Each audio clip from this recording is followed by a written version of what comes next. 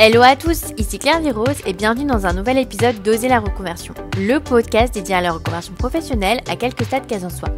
Je suis Claire Virose, ancienne avocate, j'ai tout plaqué pour réaliser mon rêve. Je reçois ici chaque lundi un nouvel invité qui a osé la reconversion.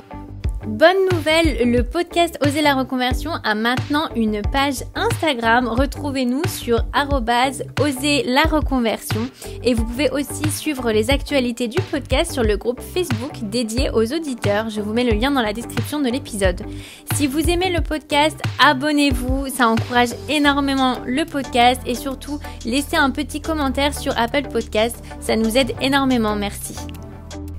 Avant de vous laisser avec l'invité du jour, j'aimerais vous parler de jechangedemétier.com. Je-2-de-métier sans accent.com. Je vous mets le lien dans la description de l'épisode. Je change de métier est le site expert d'information et de conseils sur la reconversion professionnelle. Vous en avez marre de votre job mais vous ne savez pas quoi faire ni à qui vous adresser. Alors Je change de métier est la plateforme gratuite, sécurisée et fiable faite pour vous. Véritable bible de la reconversion, jechangedemétier.com vous propose une multitude d'articles comme des fiches métiers détaillées afin de vous aider à comprendre quel métier est fait pour vous. Surtout, vous pouvez remplir en moins de 2 minutes sur le site un questionnaire qui permettra de déterminer votre profil et de vous orienter au mieux vers l'accompagnement dont vous avez besoin. Suite au test, jechangedemétier.com vous propose une mise en relation avec les experts qui vous correspondent. Que vous souhaitiez faire un bilan de compétences, être accompagné par un coach carrière, effectuer une VAE ou suivre une formation, jechangedemétier.com vous guide vers le ou les professionnels qu'il vous faut et vous aide à trouver des solutions concrètes et des réponses à vos questions. Jechangedemétier.com vous accompagne à travers toutes les étapes de la reconversion et ce, peu importe où vous en êtes. Alors rendez-vous dès maintenant sur www.je-change-2-métier-sans-accent.com. Aujourd'hui, j'accueille dans Oser la reconversion Candice Mello. Après avoir été pâtissière pour des restaurants étoilés, Candice est devenue journaliste mode. Elle est aujourd'hui chef de la rubrique mode au magazine Marie-France. Vous pouvez également la retrouver sur Instagram et TikTok sous le pseudo MLT Candice. Passionnée par la pâtisserie, Candice se dirige vers l'école hôtelière de Marseille. Elle travaille ensuite dans des restaurants étoilés. Après quelques années, Candice a besoin de changer d'air et décide de partir travailler 1 an en Australie en tant que chef pâtissière. Elle lance sur le côté son compte Instagram MLT Candice où elle partage ses looks du jour et gagne des milliers d'abonnés en quelques mois. De retour à Paris, Candice se rend compte qu'elle prend plus de plaisir à faire des photos pour Instagram et à se rendre aux événements mode en tant qu'influenceuse qu'à faire de la pâtisserie. Elle décide alors de reprendre ses études. Après un bachelor en marketing, Candice décroche le stage de ses rêves au magazine Glamour, le magazine qu'elle lit depuis toute petite. Aujourd'hui, Candice est chef de la rubrique mode de Marie-France et est notamment invitée au plus grand défilé de la Fashion Week. Alors avec Candice, on a évoqué sa carrière en pâtisserie, l'ambiance dans les cuisines des restaurants étoilés, la réaction de ses parents quand elle a décidé de reprendre ses études, comment elle a réussi à décrocher un job au magazine de ses rêves à force de persévérance, le quotidien d'une journaliste mode et la Fashion Week. Mais je ne vous en dis pas plus et laisse place à ma conversation avec Candice. Bonjour Candice, bienvenue dans Oser la reconversion, je suis ravie de t'accueillir. Bonjour Claire Vie. Alors, est-ce que tu peux nous dire quel est ton métier actuel ? Oui, alors je suis journaliste, chef de rubrique mode pour le magazine Marie-France. C'est un métier qui en fait rêver plus d'une et pourtant tu n'as pas fait ça toujours et ça a été assez rapide pour toi. Est-ce que tu peux nous raconter ce que tu faisais avant d'être journaliste mode ? Oui, bien sûr. Effectivement, la reconversion a été assez rapide dans le sens où j'ai été chanceuse, mais en fait, avant, initialement, mon corps de métier, c'est vraiment l'hôtellerie-restauration, et puis principalement la cuisine et la pâtisserie. Donc en fait, voilà, si tu veux que je remonte jusqu'aux études, moi vraiment initialement j'ai commencé en bac professionnel hôtellerie-restauration, donc ça a duré 3 ans. J'ai fait ça au Super Lycée hôtelier de Tain-l'Hermitage. On a travaillé pas mal avec l'école Valrhona, donc j'ai commencé un peu à me confronter à la pâtisserie. Ensuite, je suis partie 2 ans à Marseille. Mais du coup, ça t'a fait un bac pro ou t'as fait ça après le bac ? C'est vraiment le bac pro, ouais. Donc du coup, ouais, c'est vrai que t'as su assez jeune que tu voulais t'orienter dans la pâtisserie. C'était une passion pour toi ? Alors en fait, oui et non, je devrais pas dire ça, mais c'est-à-dire qu'en fait, je me suis réveillée un peu tard dans mes études. Enfin, quand j'étais au collège, je prenais pas vraiment les études très au sérieux. Et j'ai eu un électrochoc en 3e où en fait, je suis passée vraiment de la fille qui s'en fichait un petit peu et qui réalisait pas trop ce qui se passait si elle bossait pas, à bah tu vas redoubler ou tu vas pas pouvoir accéder au métier de tes rêves qui à l'époque étaient les arts plastiques, rien à voir. Donc en fait, j'ai vraiment mis les bouchées doubles et je suis arrivée à 15 de moyenne partout, sauf en chimie. Et en fait, ça suffisait pas malheureusement pour pouvoir faire ce que je voulais dans les arts appliqués. Donc du coup, on m'a demandé en fait de trouver une issue. Et en fait, c'était bien avant Top Chef et toutes les émissions. Et je sais pas pourquoi, j'ai pensé à la cuisine. Donc c'est parti un petit peu comme ça. Et au final, voilà, ça m'a mis dans cette voie. Et après, j'ai un peu improvisé. Oui, alors comment ça s'est passé ton bac, le lycée, la pâtisserie en fait? Alors en fait, initialement, c'était vraiment, ça englobait un peu tout. C'était pas que la pâtisserie, c'était vraiment hôtellerie-restauration. Donc on apprenait vraiment tous les enjeux du métier, que ce soit ce qui se passe dans l'assiette pour construire le plat, pour apporter le plat, pour les accords mets et vins, l'œnologie, et aussi pour traiter après derrière toute la gestion quand on est chef d'entreprise, quand on tient un restaurant. C'était très formateur. Moi, j'ai eu, on va dire, la chance en fait d'être tombée en première année avec une chef femme qui connaissait vraiment la dureté de ce métier pour le milieu féminin et qui nous a tout de suite briefé, toutes les filles, elle nous a dit, il faut vraiment que vous vous endurcissiez, sait-on jamais, et tout ça.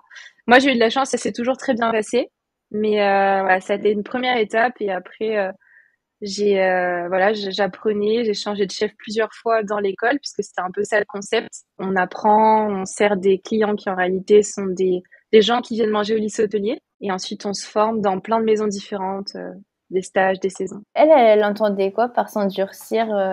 Qu'est-ce qu'elle disait? C'est juste que l'hôtellerie-restauration, en tout cas avant, il y a longtemps, quand probablement les enseignants étaient à l'école ou qui faisaient leur premier stage, c'était assez difficile. Voilà, les conditions de travail.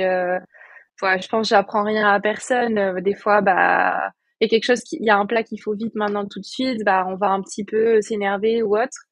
Donc c'est plus l'idée de pas trop se faire marcher sur les pieds. Si on a tendance à être un peu timide dans son coin, ça s'est toujours très bien passé. Donc je pense que c'était plus pour nous. Mieux vaut prévenir que guérir. Je pense que c'était plus ça. Mais c'est vrai qu'on a eu une cuisinière reconvertie dans Oser la reconversion et elle partageait la même chose où parfois ce qu'elle avait trouvé dur c'était le côté un peu on va te dire très cash les choses, on va pas forcément mettre les formes parce qu'il faut que ça aille vite justement. Et c'est ça qu'elle trouvait que c'était un petit peu délicat parce que elle était dans la publicité avant et elle avait pas forcément l'habitude qu'on lui parle aussi cash en fait.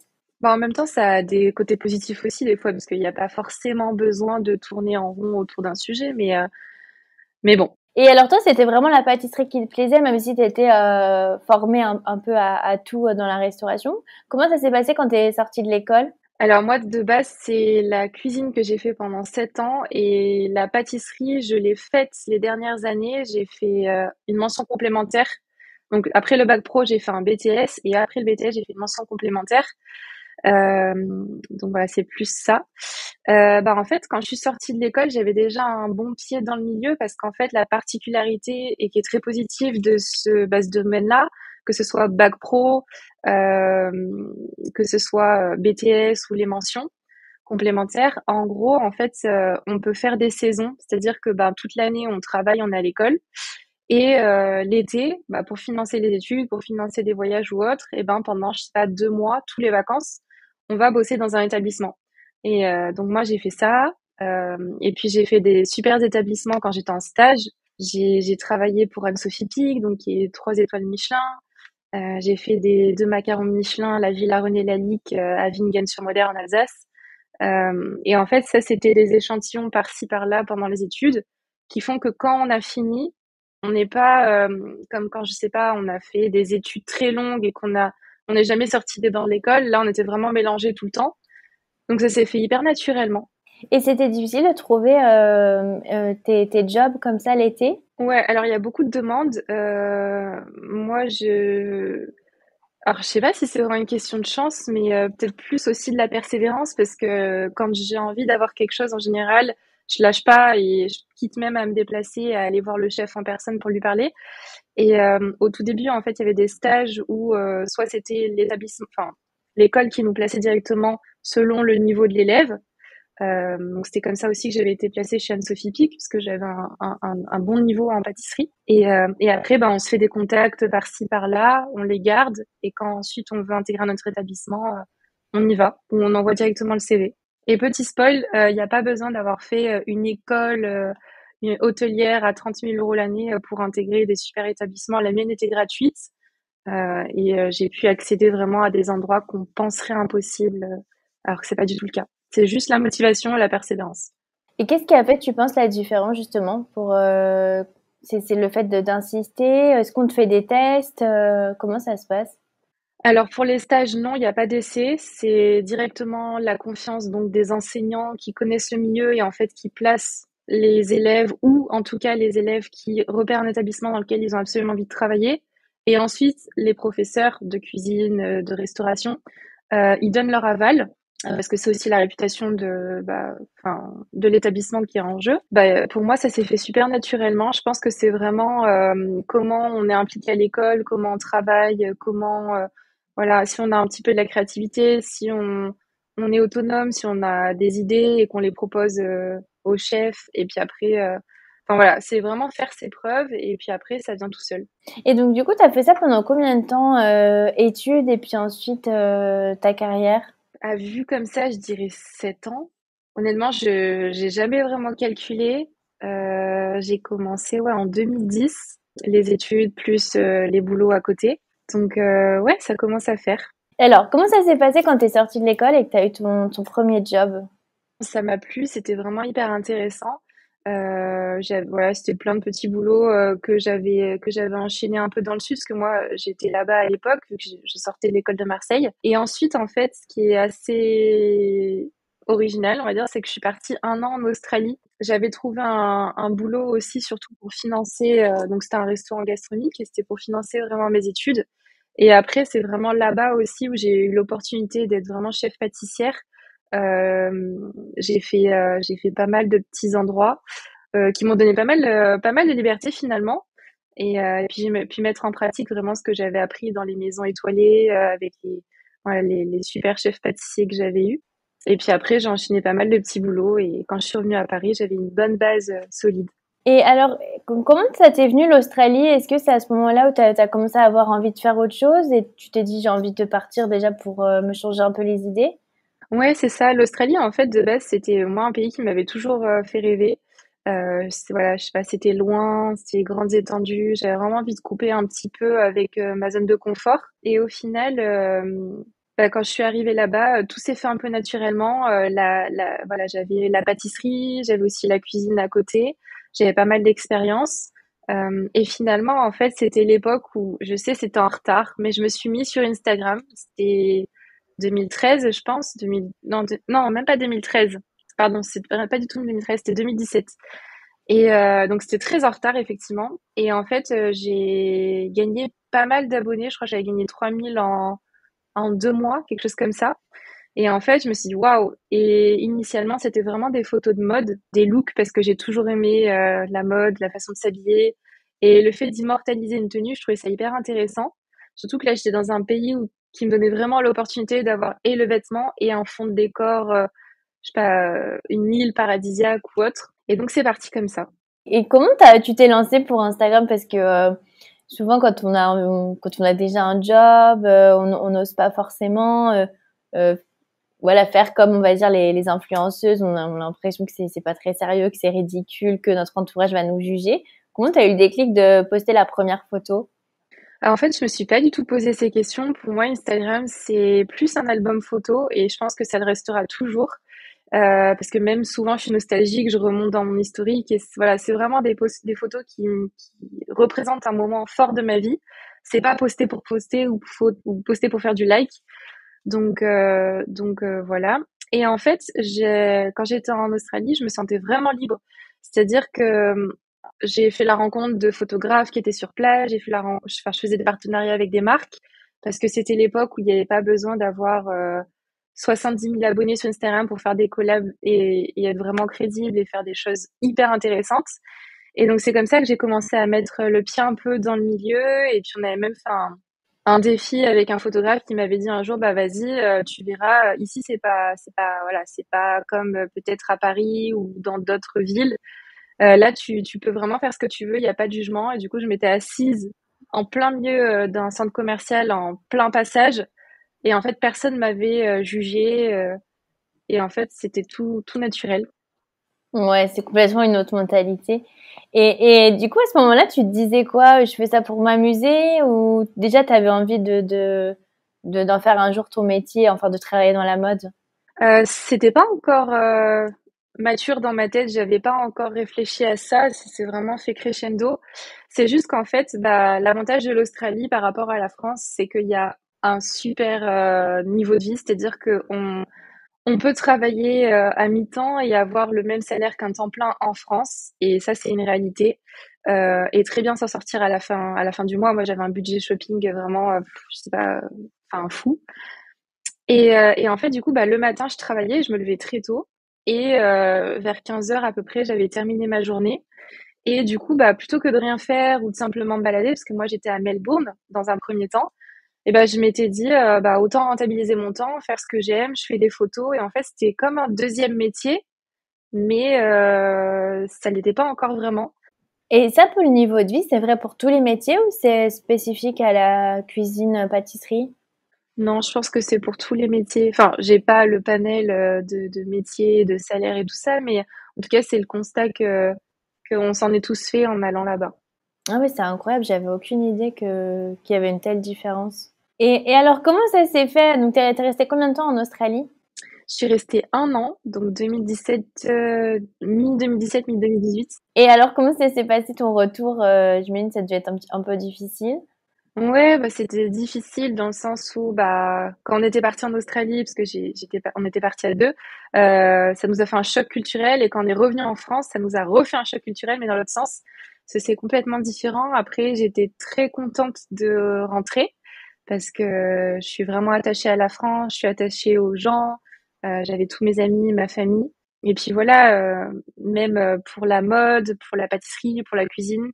Moi, c'était la première fois où j'allais justement vivre à Paris et j'étais super excitée parce que c'est quand même ici, on va dire que quasiment tout se passe. Et alors, comment ça s'est passé quand t'es arrivée à Paris? Alors moi, quand je suis arrivée à Paris, j'ai trouvé un travail. C'était un CDI en pâtisserie qui en soi s'est très bien passé. Ils étaient très contents de moi.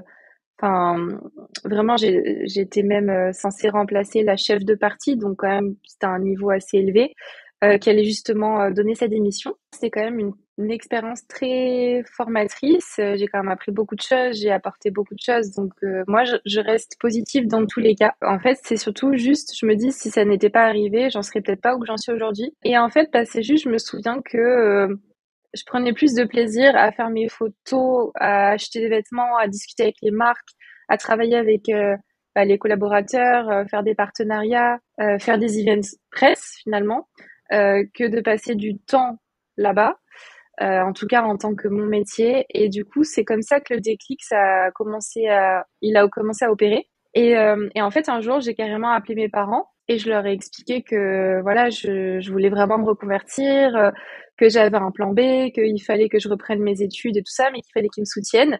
Et honnêtement, bah, ils me soutenaient forcément parce que voilà, parce que enfin, on a un très bon terme et tout ça, mais c'est vrai que c'était très compliqué à expliquer quand moi, j'étais en CDI et j'étais autonome financièrement depuis peut-être 3 ans et qu'il a fallu que je leur dise, bah non, ok, je stoppe un CDI, je stoppe ma carrière et je me relance comme une étudiante de zéro. Je repars de zéro. Donc c'était compliqué, mais au final, je suis tombée sur pas mal de bonnes étoiles. J'ai eu beaucoup de chance. Et comment t'as pris la décision justement, toi, de te dire bon, allez, je mets tout ça à plat et je me relance dans des études et je dois demander de l'aide à mes parents aussi. Comment toi, t'as pris cette décision? Bah, en fait, j'avais pas vraiment le choix parce que je m'épanouissais plus. Et puis, je me disais, bah, si je reste dans cette voie, c'est peut-être encore pour 40 ans. Moi, j'adore la pâtisserie, j'adore la cuisine. C'est un métier que j'admire vraiment. Après, je pense que j'étais arrivée à un stade où c'était plus pour moi en tant que métier. Et c'est plus une passion, quelque chose que vraiment j'ai envie de faire pour mes amis, même continuer je sais pas, à faire des stages de cuisine ou j'en sais rien, ou donner des cours. Donc en fait, j'ai pas vraiment eu le choix, ça a été nécessaire. voilà, j'avais pas mal d'amis qui s'étaient un peu reconvertis ou en tout cas qui avaient osé la reconversion aussi. Et elles m'ont un peu inspirée. Et puis j'ai été tombée, bah, je vais la citer, mais Eva, un truc à la mode, qui est sur Instagram, qui est juste géniale. Et en fait, ça a été un peu mon mentor. Je la connaissais pas. Et quand je suis arrivée à Paris, je connaissais peu de monde. Et elle m'a vraiment aiguillée. Elle travaillait déjà dans tout ce qui était stylisme, mode, influence. Et elle a vraiment cru en mon projet. Et franchement, bah, merci à elle. Ah, bah, c'est génial. Bah, je mettrai aussi sur son Instagram, comme ça les auditeurs pourront aller la voir. Et alors, comment t'as pris la décision de te reprendre tes études? Parce que la mode, j'imagine qu'on peut le faire aussi en autodidacte. Comment ça s'est passé? Comment t'as fait le choix de te dire? Et puis aussi, comment t'as choisi ton école? Alors moi, la mode, je suivais ça de près et de loin depuis des années en fait. J'ai vraiment grandi avec la mode. Je lisais les magazines depuis toute petite, vraiment peut-être depuis mes, je sais pas, 6 ans, j'en sais rien. Donc c'est un univers auquel je m'identifiais déjà depuis toujours, mais même indirectement, j'ai toujours eu un style propre à moi et qui ressemblait pas forcément aux autres. Et en fait, la reconversion pour l'école, bah en fait, j'ai pas vraiment eu le choix non plus. C'est-à-dire que moi, je voulais me reconvertir vite, mais très bien.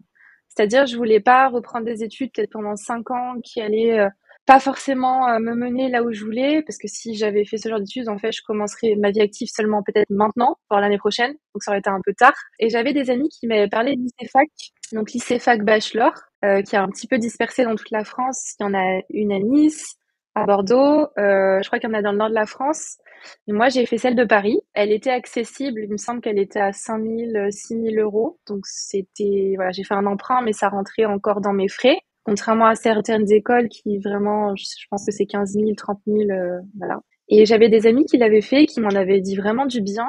Donc, bah, j'ai poussé la porte, j'ai passé les entretiens et en fait, ils ont été interpellés par mon background, par mon CV, par les réseaux sociaux, par mon lien avec la mode, mon lien avec la pâtisserie, mon lien avec le luxe aussi, parce que c'était un bachelor luxe mode design. Donc, ça englobait beaucoup de choses, il y avait beaucoup de matières. Et ça, c'est un bachelor qui est spécifique. Après, quels sont les débouchés? Je dis ça pour les auditeurs peut-être qui auraient envie de faire la même chose. C'est un bachelor qui mène à quel type de métier? Alors, honnêtement, je vais pas dire de bêtises, mais en fait, la spécificité de ce bachelor, en fait, c'est qu'il y a vraiment un énorme panel de matières. Je crois qu'il y en a une trentaine en un an. Donc, en fait, il n'y a pas vraiment de métier spécifique. C'est-à-dire que j'ai eu des cours de retail, j'ai eu des cours de merchandising, j'ai eu des cours de digital luxury, des cours d'œnologie, de gastronomie, j'ai eu des cours de mode, des cours de presse, des cours de haute couture, des cours d'histoire de la mode, des codes du luxe. Et en fait, de gémologie aussi, de parfumerie. Enfin, vraiment, ça, c'était... Après, il y a plusieurs types de bachelor, mais le mien, c'était celui-là. Et c'est vrai que ça surprend au début parce qu'en fait, on imprègne beaucoup, beaucoup d'informations. Et il y a énormément de matières, donc on va être à fond dans, je sais pas, 5 matières pendant peut-être 2 mois, 3 mois. Et ensuite, on va complètement plus les faire, donc c'est à nous de continuer à réviser tout ça. Et ensuite, on passe à 3 autres matières pendant un mois, etc., etc. Et il y avait beaucoup de, ouais, d'oraux, de passages oraux justement à l'oral devant un grand public en fait, devant toute la classe. Et puis c'était assez intimidant. On avait des cours d'improvisation de théâtre pour justement apprendre à mieux parler en public. Ça m'a vraiment beaucoup appris. Et à ce moment-là, tu savais déjà que tu voulais être journaliste mode ou pas spécialement? Non, pas du tout. Même quand je me rappelle, en fait, je savais que je voulais être dans la mode, mais je savais pas vraiment. En fait, je connaissais pas vraiment. Mais bien sûr, le métier de journaliste, je connaissais, mais j'avais pas suffisamment de recul pour voir vraiment ce qui me correspondait le plus. Moi, j'ai toujours aimé écrire. J'ai toujours aimé les jeux de mots. J'ai toujours aimé les métaphores, parler de quelque chose, voilà, avec singularité. Et en fait, bah, tout ça, j'ai découvert quand j'étais en stage pour le magazine Glamour. Et c'est parti de là. Oui, alors comment tu as eu le déclic pour être journaliste? Alors, tu m'avais raconté en off que c'était des personnes que tu connaissais, que tu admirais, qui étaient journalistes mode. Est-ce que tu peux nous raconter voilà, cette anecdote? Alors, c'était pas des journalistes, mais c'était des filles que je suivais sur les réseaux sociaux et qui bossaient dans la presse féminine.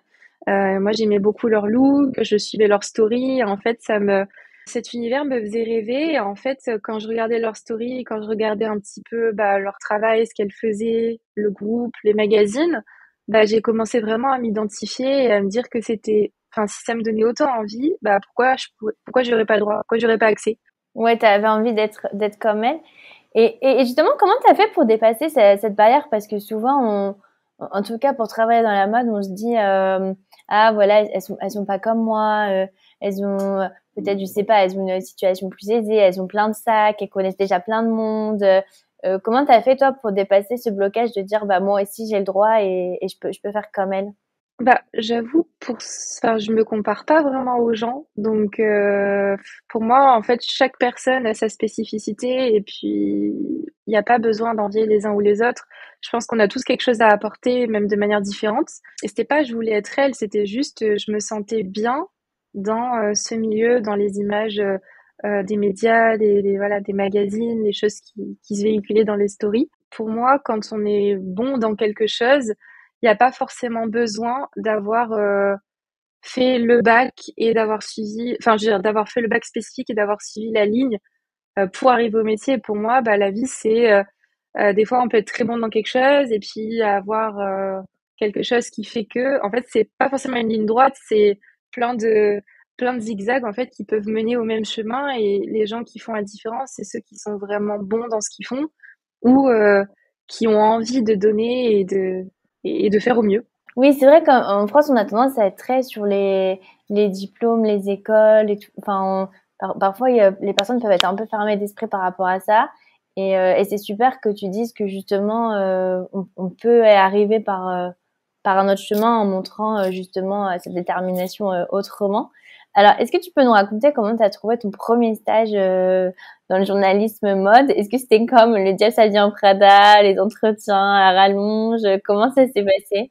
Pas du tout. J'ai eu beaucoup de chance, mais j'ai vraiment tout donné. En fait, c'était pas du journalisme, c'était de l'assistanat stylisme. En fait, moi, l'univers, le magazine avec lequel vraiment j'ai grandi, enfin, l'un des magazines, parce que bien évidemment, c'est pas le seul.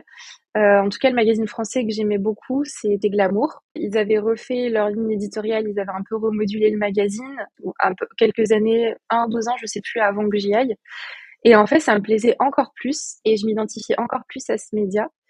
Et du coup, c'est devenu une fixette. C'est-à-dire qu'en fait, vraiment pour la vraie anecdote, quand j'étais en pâtisserie, donc j'étais encore dans mon job à Paris, je continuais à suivre les gens sur les réseaux sociaux, je suivais Glamour, tout ça. Et en fait, quand ça a commencé quand j'ai commencé à avoir la réflexion par rapport à tout ça, je me suis dit, mais en fait, pourquoi pas Glamour? Et du coup, j'étais en train de pâtisser, je faisais mes gâteaux, puis j'arrêtais pas de me dire, mais pourquoi pas Glamour? Pourquoi pas ce magazine? Et je lisais tous leurs articles, je suivais tout ce qu'ils faisaient. Et en fait, en fait, vraiment, et c'est pas une blague, on peut relire mes lettres de motivation, je peux les retrouver. Je me suis vraiment reconvertie pour travailler là-bas. Parce que j'étais persuadée que le magazine pouvait m'apporter quelque chose et que je pouvais aussi apporter un petit bout de quelque chose en y intégrant. Et alors, comment t'as fait pour décrocher le premier entretien? Ça a été un travail de longue haleine parce que, enfin, en réalité, pour décrocher le premier entretien, j'ai eu beaucoup de chance et je suis tombée voilà sur des personnes super voilà qui ont retenu mon CV. En fait, j'ai fait pas mal de candidatures spontanées. Moi, je fonctionne vraiment comme ça. Je trouve que c'est vraiment la clé, enfin le miracle. Il n'y a pas besoin d'attendre qu'un poste tombe sur un site en ligne de recherche de job pour que ça marche. Donc j'avais envoyé mon CV et c'était très marrant parce qu'en plus mon CV, il y avait quasiment que de la pâtisserie, que de la cuisine. Il y avait les réseaux sociaux, les collaborations, les partenariats, mon blog, les articles que j'écrivais. Mais en soi, dans le fond, j'avais pas encore vraiment d'expérience dans le milieu. J'étais juste diplômée. Et donc j'ai envoyé mon CV. Je l'ai envoyé plusieurs fois, enfin je sais pas combien de fois. Et puis au bout d'un moment, bah, ils ont vu qu'il y avait mon nom sur le CV, sur la pile à chaque fois. Et j'ai été contactée. Donc enfin franchement, j'en croyais pas du tout. Enfin, c'était incroyable. Parce que enfin, voilà, c'est un milieu où il y a très peu de place parce que tout le monde rêve de faire ça. Et de savoir que, bah, quand même, moi qui sortais de la cuisine, je puisse être contactée par un média aussi prestigieux, bah, j'étais hyper reconnaissante. Donc, j'ai passé un premier entretien qui s'est très bien passé. Voilà, elles allaient me prendre et en fait, après, elles m'ont demandé mes disponibilités, les dates de mes stages. Je leur ai donné et en fait, elles n'avaient pas fait attention. Elles m'ont dit, bah mince, en fait, ça colle pas avec nous, on a besoin de quelqu'un maintenant. Et moi, c'était genre dans 3 mois. Donc, bah, j'étais hyper triste. Franchement, je suis sortie, je pense même, enfin, j'ai pas de honte à dire, je crois que j'ai pleuré. J'étais tellement, enfin, vraiment, je passais à côté de ça, de mon rêve. Et j'avais trouvé un autre stage ailleurs, mais toujours dans le luxe et dans la mode, mais pas du tout dans un magazine. J'avais été acceptée. En fait, dès le début, j'avais été hyper claire avec elle. J'aurais dit, moi, mon rêve, c'est les magazines. Si un Glamour me rappelle ou un autre média me rappelle, j'irai là-bas. Et puis elles avaient été hyper compréhensives. Je pense que l'honnêteté, de toute façon, c'est la base. Et en fait, pendant, je sais pas, peut-être 3 mois, les 3 mois de stage, parce qu'ils avaient trouvé quelqu'un, j'ai rappelé, j'ai relancé, j'ai renvoyé mon CV parce que je m'étais dit, on sait jamais. Et un jour, je les ai appelés et puis ils m'ont dit, bah non, on est désolé, mais il y a pas de poste. Et je leur ai dit, non, mais du coup, s'il n'y a pas de stage, est-ce que vous prenez en CDD? Ils nous ont dit non. Ils m'ont dit non. Est-ce que vous prenez en CDI? Ils m'ont dit non. Je dis, est-ce que vous prenez des alternants? Ils m'ont dit non. Et j'ai dit, en fait, j'avais plus rien à perdre. Donc, du coup, je leur ai dit, mais en fait, je pourrais jamais travailler pour vous, du coup. Et en fait, je pense qu'ils se sont, enfin, je sais pas ce qu'ils se sont dit, mais j'ai osé. Et du coup, ils se sont souvenus de moi. Et une semaine après, ils me rappelaient pour me dire qu'en fait, bah, la personne qu'ils avaient embauchée avait fini ses 3 mois et que du coup, maintenant, il y avait une place vacante et ça tombait parfaitement. Ah ouais, c'est génial. Et alors, comment ça s'est passé quand tu as commencé? Est-ce que peut-être tu peux nous raconter les différences entre journaliste et puis assistant styliste? En quoi ça consiste? Alors, c'est pas du tout les mêmes métiers, ils sont hyper complémentaires. On peut être journaliste et assistante styliste, enfin, et être styliste en fait, parce que moi, c'était de l'assistanat en stage, mais le métier de base, c'est styliste. Voilà, il y a plein de personnes, plein de journalistes ou stylistes qui font les deux en même temps. Bah, après, il y a styliste, modéliste, ceux qui confectionnent les vêtements. Donc là, moi, je parle pas de ce métier-là. Moi, je parle du styliste qui vraiment habille les mannequins, crée les looks, pour les magazines, pour des marques, pour des portfolios. Et donc, il y a tout un travail de recherche hyper intéressant. Faut travailler avec les attachés de presse, avec les maisons. On repère des vêtements chez une marque, une collection qui est pas forcément encore sortie ou qui est déjà disponible. Puis on leur commande des vêtements qui nous prêtent. On habille les mannequins, on construit des looks et ensuite on renvoie les vêtements. Ça c'était moi en gros, je faisais ce stage-là. Et le métier de journaliste, en fait, moi, en tout cas, quand j'étais chez Glamour, c'est-à-dire qu'en gros, quand j'étais en stage, souvent le numéro, parce que c'était le numéro papier, le magazine papier, il était bouclé, il était fini, les pages mode étaient finies un peu en avance. Et donc, du coup, plutôt que de rien faire, parce que techniquement, enfin, moi, mon job, voilà, j'avais fini. Bah, je leur ai proposé justement d'écrire des articles petit à petit, de proposer des idées. Et en fait, ça s'est fait comme ça. J'ai été épaulée, vraiment, on m'a donné beaucoup de conseils, précieux d'ailleurs. Et ensuite, je suis partie comme ça dans le journalisme. J'ai trouvé que c'était plus un métier qui me correspondait. Et puis voilà, je laissais une empreinte écrite sur un média et voilà, ça me faisait un petit quelque chose. Et on peut commencer directement comme journaliste. Enfin, il n'y a pas forcément de premier métier ou, je veux dire, est-ce que c'est plus simple, par exemple, de rentrer dans un magazine via le stylisme que le journalisme ou pas forcément? Ça dépend complètement. Voilà, c'est comme tout dans la vie, on peut rentrer chef dans un restaurant, comme on peut rentrer directement commis et jamais chef dans un autre. Il n'y a pas de règle en réalité. Ce que je veux dire, par exemple, si les auditeurs veulent essayer de postuler, est-ce que du coup, c'est plus facile de postuler dans le stylisme? Parce qu'on aura plus facilement des réponses que dans le journalisme. Non, en fait, les deux, on peut avoir pas mal de réponses. Ça dépend vraiment du profil de la personne, de ses motivations, de son parcours précédent, de sa culture générale, de sa culture aussi en mode sur le sujet, de son sens de la créativité. Est-ce que la personne, elle est plus douée pour écrire? Est-ce que c'est quelque chose qui, en plus que aimer, enfin, bien savoir faire quelque chose, il faut savoir aimer, en fait. Donc, est-ce que la personne, elle préfère ça? Ou est-ce qu'elle est plus apte justement à construire des looks, à réfléchir à des tenues c'est vraiment différent pour chaque personne. Et du coup, t'as fait combien de temps chez Glamour? Et comment t'es arrivée chez Marie-France après?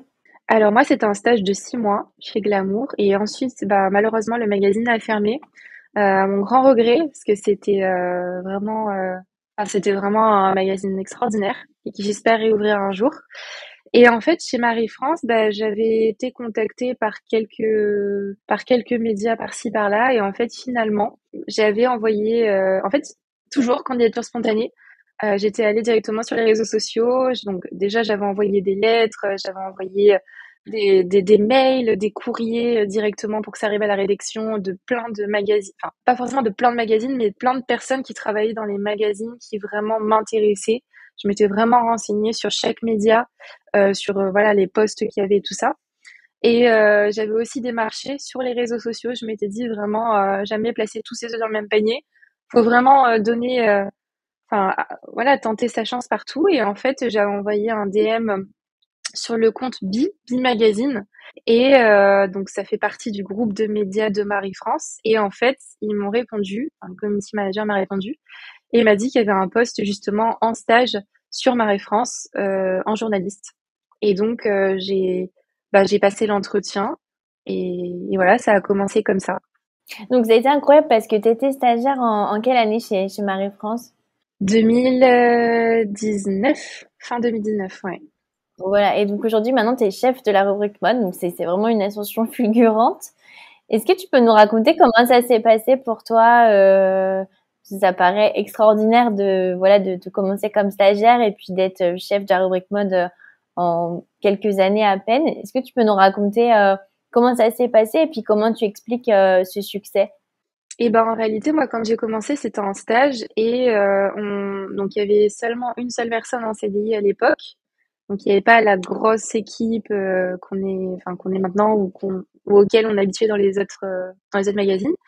Et en fait, du coup, j'ai eu la chance de pouvoir explorer beaucoup de sujets. C'est vraiment un stage de journaliste vraiment polyvalent. C'est-à-dire que je pouvais traiter aussi bien du lifestyle, donc les restaurants, faire des recettes avec les chefs, des recettes personnelles que je testais moi-même ou que j'avais appris, enrichi à travers mes expériences passées. Il y avait aussi des sujets psycho, des sujets sexo, de la mode, de la beauté. Enfin, c'était très complet. Et en fait, j'ai vraiment senti la capacité du média, enfin, comment dire? En fait, j'ai vraiment senti qu'il y avait quelque chose à aller chercher, à aller fouiller en mode. Et du coup, je faisais tout plein de sujets différents. Et en fait, j'ai vraiment apporté un œil, je pense, différent sur la mode, les tendances. Enfin, c'était vraiment ma cible en fait. Et après, ça s'est fait assez naturellement et ils ont renforcé les équipes. Donc, ils ont recruté un responsable qui est arrivé quelques mois après. Donc, moi, j'avais déjà cette autonomie sur mes sujets. Donc, c'était hyper intéressant parce que du coup, c'était moi qui réfléchissais à mes sujets. Ça fonctionnait, ça marchait. Et ensuite, chaque personne qui est arrivée au sein de l'équipe a apporté vraiment sa pierre à l'édifice. Et du coup, ils ont fait pas mal de recrutements et voilà, aujourd'hui, on est une super équipe, voilà, forte, qui s'apporte les uns les autres. Donc, ça s'est fait comme ça finalement. Et comment ils mesurent comme ça, c'est par rapport au nombre de vues sur tes articles en ligne? Comment ils mesurent un petit peu l'impact que tu peux avoir? Oui, on a des outils, bien sûr. On utilise pas mal d'outils dans la presse, que ce soit Google Analytics ou plein d'autres outils pour en fait qui nous permettent d'analyser justement la performance d'un article par rapport à un autre. Et comment ça se passe? Est-ce que tu peux nous expliquer un peu peut-être la rémunération? Est-ce que toi, tu as un salaire fixe? Est-ce que tu es comme les pigistes payé à l'article? Est-ce que tu peux nous expliquer un petit peu comment ça se passe peut-être pour toi et puis en général dans le milieu? Alors, moi, j'ai jamais été pigiste. Donc, j'ai toujours, du coup, été en CDD ou CDI, parce que j'ai fait stage, CDD, CDI. Donc, du coup, j'ai un salaire fixe. Donc, ça, c'est vrai que c'est génial parce que j'ai vraiment une sécurité tous les mois financière. Après, j'ai pas mal d'amis qui sont pigistes ou qui l'ont été. Et du coup, là, effectivement, ça, voilà, moi, je peux pas vraiment en parler parce que j'ai jamais vécu la chose. Mais effectivement, ça peut être complètement différent d'un mois à l'autre selon les piges qu'on a. Est-ce qu'elles sont régulières? Est-ce que c'est vraiment ponctuel ou pas? Et comment ça se passe à peu près? Est-ce que parce que bon, moi c'est vrai que on avait déjà interviewé des journalistes dans Oser la reconversion qui étaient justement pigistes. J'imagine que c'est quand même la majorité, on est en pigiste et c'est une minorité d'être salarié comme toi ou comment ça répartit un peu? En réalité, il y a énormément de pigistes, c'est vrai, parce qu'il en faut bien évidemment. Après, le journalisme, c'est vraiment très très large, hein. Moi, je parle vraiment de mon domaine dans la mode ou dans les médias féminins. Après, je pense sincèrement qu'il y a plus de pigistes que de postes fixes. Après, il y a quand même beaucoup d'opportunités qui se présentent. Des fois, faut juste, en poste fixe, faut juste être patient ou tomber au bon moment. Et toi, comment ça se du coup, tu as un nombre d'articles par semaine un peu? Est-ce que tu peux nous expliquer un peu le quotidien d'une chef de rubrique mode à Marie-France? Oui, alors on a effectivement un quota d'articles par jour. Et en fait, bah, mes journées, elles se ressemblent pas vraiment toutes selon selon les articles qu'il y a à écrire, selon voilà selon les événements que j'ai aussi des fois en fin de journée ou à la pause déjeuner ou dans la journée ou le matin avant de commencer. Donc ça, c'est vraiment une partie très intéressante du métier. C'est vrai qu'en ce moment, tu fais la Fashion Week aussi, donc tu es invité à beaucoup d'événements via ton statut. Est-ce que tu peux nous raconter comment ça se passe, que c'est quelque chose qui fait rêver beaucoup les auditrices? Voilà, comment ça se passe quand tu es invité en tant que chef de rubrique mode dans des événements presse, la Fashion Week? Bah écoute, déjà, je trouve que c'est hyper intéressant et pour moi, c'est hyper important en tant que journaliste de se déplacer dans les événements parce que déjà, pour le magazine, ça apporte beaucoup. Ça apporte de la reconnaissance. Ça permet aux attachés de presse aussi d'identifier qui travaille dans quel magazine. Ça permet aussi de se faire du contact. Donc pour après, plus tard, peut-être faire des interviews. On repère, je sais pas, une célébrité. On rencontre le créateur ou la créatrice, enfin, le designer, la designeuse. Et donc voilà, ça c'est déjà très important. Et ensuite, écoute, ça dépend. Soit il y a, enfin déjà il y a des accréditations, donc les marques nous envoient directement les invitations pour le défilé, les invitations physiques ou les invitations donc papier ou les QR codes. Et ensuite on va directement là-bas. Donc oui, on se mélange à la foule. Il y a pas mal de monde. Il y a les journalistes. Le journalisme, c'est vraiment un petit milieu. La mode aussi. Donc moi, je retrouve des amis stylistes, des amis journalistes. Ça fait toujours plaisir de les voir. Et après, ce qui est vraiment magique aussi, c'est vraiment de s'immerger, enfin d'être dans l'ambiance en fait du show. Pour moi, c'est hyper important euh, que les journalistes voilà, conservent leur place au Fashion Week, comme la plupart des invités d'ailleurs, parce que quand on va écrire un article, il faut avoir vécu le show. Il faut avoir ressenti les vibrations de la musique, avoir vu le pas des mannequins, comment la robe ou comment le vêtement il tombe. Enfin, il y a vraiment un sentiment qui est perceptible que quand on y est. Donc c'est vraiment magique. Oui, donc toi tu dis que c'est super important de se déplacer aux événements parce que pour expliquer peut-être aux auditeurs, les journalistes reçoivent aussi des dossiers de presse de la part des marques et parfois certains journalistes vont construire des articles via ces dossiers de presse sans forcément aller physiquement. Je sais pas si j'ai bien expliqué, mais parce que c'est vrai qu'on connaît pas forcément ce côté dossier de presse ou que les journalistes vont recevoir. Donc, il n'y a pas forcément que ce qu'ils vivent eux, il y a aussi un peu ce qu'on va leur envoyer de la marque ou autre des actualités. Oui, les dossiers de presse, ça sert vraiment justement. Alors, ça peut être pour un défilé, ça peut être pour une collection qui n'est pas encore sortie, qui est sous embargo. Ça peut être vraiment très large. Après, moi, je suis vraiment pour le fait de parler de quelque chose qu'on connaît. C'est comme par exemple les articles restaurants ou découvertes et tout ça. Moi, j'ai jamais écrit sur quelque chose que j'ai pas testé. Pour moi, c'est normal de vivre la chose.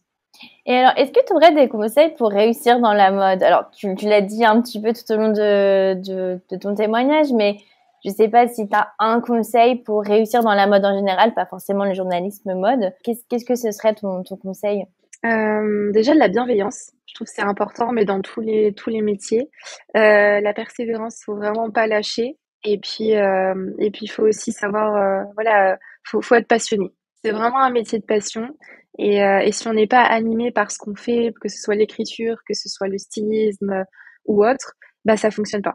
Ou ça va fonctionner peut-être par coup de chance pendant quelques mois, quelques années et encore. Mais c'est très important vraiment d'être animé par ce qu'on fait parce qu'après, les personnes qui vont lire les articles, elles vont ressentir qu'il y a vraiment quelque chose en plus. Est-ce que justement, parfois, t'as pas le syndrome de la page blanche un peu? Parce que, voilà, quand on a des articles à sortir tous les jours, comment tu fais pour toujours trouver l'inspiration? Bah écoute, j'avoue que non, je l'ai pas vraiment parce que j'ai la grande chance justement de pouvoir être très libre sur les articles que je rédige.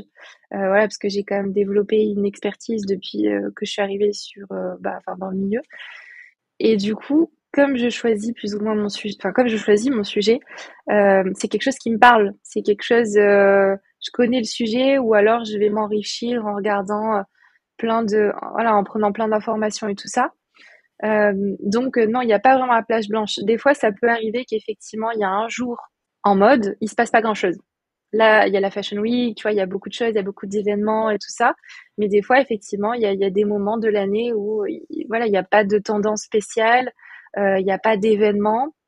Donc du coup, là, c'est un petit peu plus compliqué, effectivement, quand on a un quota d'articles. Bah du coup, quand c'est ça, j'arrive toujours à me recycler et à penser à autre chose, que ce soit des articles shopping, que ce soit des conseils, comment porter tel vêtement ou autre. Donc il y a toujours manière, en fait, de se recycler très vite. Et est-ce que c'était comme tu l'avais imaginé, voilà, toi qui lisais des magazines mode depuis toute petite, est-ce que tu as la vie maintenant dont tu rêvais et que tu imaginais? Oui, honnêtement, je suis très chanceuse. Et ça, je pense que voilà, c'est important d'être reconnaissant tout au long de sa vie, de jamais prendre les choses pour acquis. Et ouais, bah alors après, c'est vrai que c'est un métier justement quand on n'est pas, enfin l'image qu'on en a, c'est peut-être, je sais pas, le diable s'habille en Prada ou Confession d'une accro au shopping ou j'en sais rien, toutes ces références. Et en fait, dans la réalité, eh ben oui, voilà, je suis derrière un ordinateur, j'écris, mais aussi je peux partir des fois faire des événements. On rencontre des gens super, des gens qui nous apportent des choses, à qui on apporte des choses aussi. Et en réalité, je pense qu'on peut jamais vraiment savoir à quoi va ressembler un métier tant qu'on le vit pas vraiment. Parce que même des fois, d'une entreprise à une autre, ça va être complètement différent. Et en réalité, je suis vraiment très contente. C'est vrai qu'on n'en avait pas parlé, mais tu as été notamment au défilé Dior. Alors j'imagine que c'était incroyable et puis un rêve d'enfant.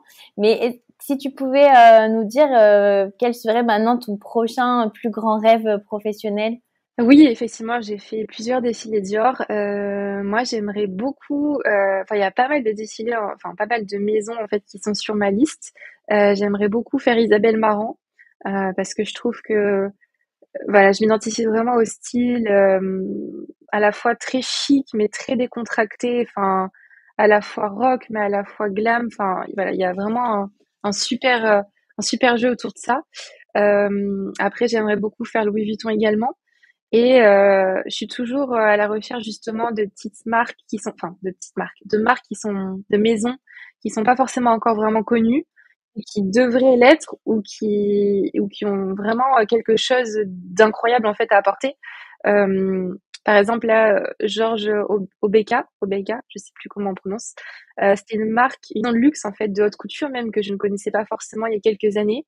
Et là, j'ai eu la chance d'être invitée au défilé à cette Fashion Week. Et je trouve que, enfin, je sais que si par exemple, voilà, j'en parle peut-être autour de moi, il y aura peut-être pas forcément tout le monde qui connaîtra. En tout cas, les gens qui sont pas forcément dans le milieu de la mode. Et pourtant, c'est très dommage de passer à côté. Il y a beaucoup à apporter. Je dirais, de manière générale, pas mal de maisons de luxe, bien évidemment, qui font rêver un peu tout le monde, mais aussi des créateurs qui méritent d'être connus. Alors, dernière question, c'est toujours la question que je pose à la fin. C'est quoi pour toi une reconversion réussie? Pour moi, une reconversion réussie, c'est quand on se dit qu'on a bien fait de le faire. C'est-à-dire qu'aujourd'hui, je regrette. On me pose souvent la question, mais on me dit, mais tu regrettes pas, ça te manque pas à la cuisine? Et du coup, c'est vrai que les coups de feu en cuisine, recevoir tous les bons avec tous les bons de commande, toutes les tables et tout ça, le challenge en fait tous les jours, ça me manque parce que j'adore. Mais je suis tellement heureuse de faire le métier que je fais aujourd'hui et après de rencontrer des gens qui me disent ah on se connaît pas mais d'ailleurs j'ai lu ton article et tout c'est génial ou je savais pas comment porter tes vêtements merci d'avoir donné des conseils et tout et en fait je trouve que c'est un métier on s'en rend peut-être pas forcément compte qu'on se dit oui journaliste mode peut-être que mais en fait on apporte beaucoup des fois aux gens. Même des gens des fois qui manquent de confiance en eux, ben, par le biais de la mode, on peut leur donner des conseils. Voilà, je me retourne pas en arrière, je regarde de l'avant et puis la cuisine, ça reste toujours mon métier de cœur. Et pour moi, c'est vraiment des univers très complémentaires. Donc tous les jours au quotidien, je regrette absolument pas d'avoir fait mes études précédemment.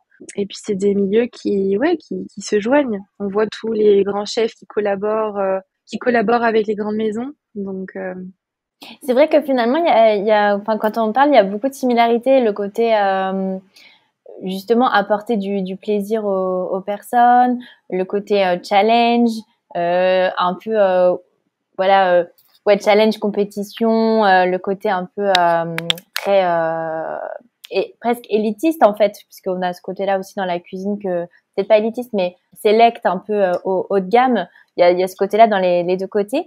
Et peut-être, je t'ai pas posé la question, mais où tu te vois je sais pas, dans 10 ans? Est-ce que tu te vois toujours journaliste? Est-ce que tu te vois toujours dans la mode? Je sais pas, ce serait quoi ton plus grand rêve pour ta carrière? Oui, toujours dans la mode. Toujours dans la mode ou le lifestyle. Parce que c'est mes deux grands amours, mais honnêtement, je dirais la mode parce que c'est vraiment une passion. Moi, je rêverais d'être, enfin, comme tout le monde, hein, rédactrice en chef d'un magazine féminin. Mais ça, je pense que c'est vraiment quelque chose qui se construit. Et voilà, il faut du temps, faut acquérir beaucoup d'expérience. Il faut aussi avoir beaucoup de chance. Mais en tout cas, vraiment dans la mode, mais toujours explorer d'autres pistes, même remettre des fois en question peut-être même ma manière de travailler, ma manière d'aborder un sujet, ma manière d'écrire un article. Voilà, vraiment cette notion de challenge tout le temps. Ouais, jamais se reposer sur ses acquis. Non, jamais, vraiment. Un grand merci Candice. Donc je mettrai tes réseaux sociaux et bien sûr tes articles pour que les auditeurs puissent aller découvrir ce que tu écris et ce que tu fais. Merci beaucoup pour tout ce que tu as partagé, c'était super inspirant. Merci beaucoup. Si vous avez aimé l'épisode, abonnez-vous et laissez-moi un commentaire si vous écoutez l'épisode sur YouTube. Et si vous écoutez l'épisode sur Apple Podcast, abonnez-vous, laissez une note 5 étoiles et un avis. C'est ce qui donne le plus de visibilité à ce podcast. N'hésitez pas à en parler autour de vous et à partager l'épisode sur les réseaux sociaux pour aider un plus grand nombre à oser la reconversion. Si vous voulez prolonger la discussion, rejoignez le groupe Facebook du podcast, je vous mets le lien dans les notes de l'épisode. Ensuite, si vous cherchez toutes les notes avec les références, allez dans le détail du podcast. Si vous souhaitez devenir annonceur, me proposer un invité ou me poser vos questions, je serai ravie d'y répondre sur Instagram ou sur YouTube sous le pseudo Claire Virose ou par mail à l'adresse clairevirose@gmail.com.